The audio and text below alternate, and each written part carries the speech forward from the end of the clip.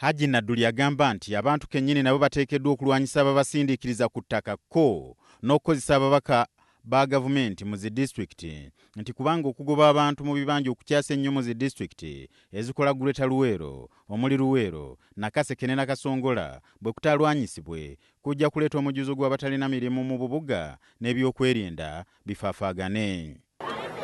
Njagala okukakasa nga nsooka okwebaza Deputy RDC Luweero olw'omulimu omulungi gwetegezeddwa chairman kyakoze mulimu munene okusambaaza abanyazi b'ettaka n'abatawaanya b'abantu. Genda maaso nappwe weetuli. Njagala okwezaaliza n'okwebaza RDC okusigala nga bakwataganye bulungi ye n'omumyuka we ne chairman nti tennaba kubaayo ndooliro ziraga nti waliwo akaayanira obuyinza bwa munne. Haji Meja Nadduli asabye buli alina ettaka ly'ekyapa mu Uganda kyokka nga kuliko bannayuganda ab'ebibanja akimutwalire mu ofiisi ye yoolera omudidi agenda agula ewalala ewatali bantu. Nakati ekiggamu gye muli omulimu mwe bakiyamani gwe mulina kwe kumpandiikira amabaluwa abo abalina land titles bazindeetere tuzibaliwinge tamutawaanya saagala bakkirizanyiza n'asalako oyiga emu n'ekitundu eyo yiga emu n'ekitundu ye poloti abantu omunaana agenda baliisizaawa ye pulobulemu gavumenti ya Uganda gyegenda okusisinkagana ey'okuliisa abantu ab'okukula abantu ba refugee mu bitundu byabwe. Asiimye ennyo ba RDC b'e Luweero olw'okuyamba abantu abagobebwa ku bibanja era n'abasaba bakolere wamu n'ab'ebyokwerinda bakwate bakyala kimpadde ne bakireerese mu Luweero abagufudde omugaano okubba abantu. Omubaka w'ekitundu Abraham James Byandaala asabye abantu okukola ennyo okwefuga kube n'amakulu gye bali era n'asuubiza nti gavumenti ejja kutandikawo enkola y'okufukirira olw'okulwanyisa ekyeya.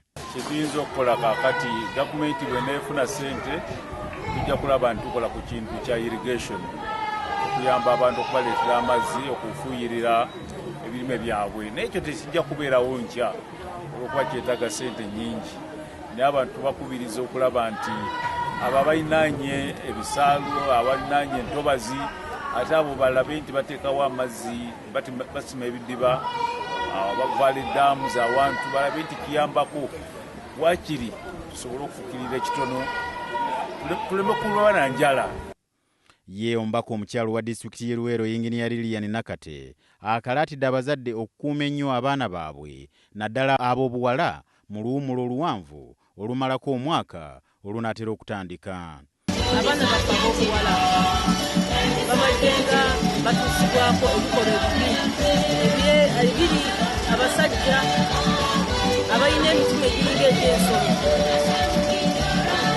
bonoonya abaana baffe tebanneetuuka babasiiza obulwadde babawadde embuto bakyankalanyiza okusoma kwabwe naye ku mulundi guno njagala okukubiriza abazadde bonna abaana baffe be bakulembeza ab'empya twagala tukuume omwana naddala ow'obuwala.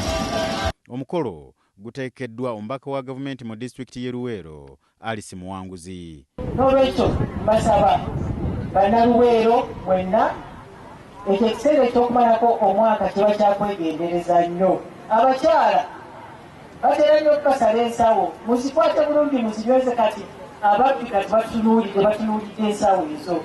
Namwe abaami mmwe mwansomera kyemunsoberera obugundi bwammwe pocket money babuyita pocket money muteeka wano ne mwetambulira kati bw'otandika nga tekaliiyo kakati ani goonenya. Gwesigamiziddwa ku mulamu ogugambye nti okunyweza okwefuga okuyitira mu mwoyo gwa ggwanga obumu n'okukola emirimu n'amaanyi.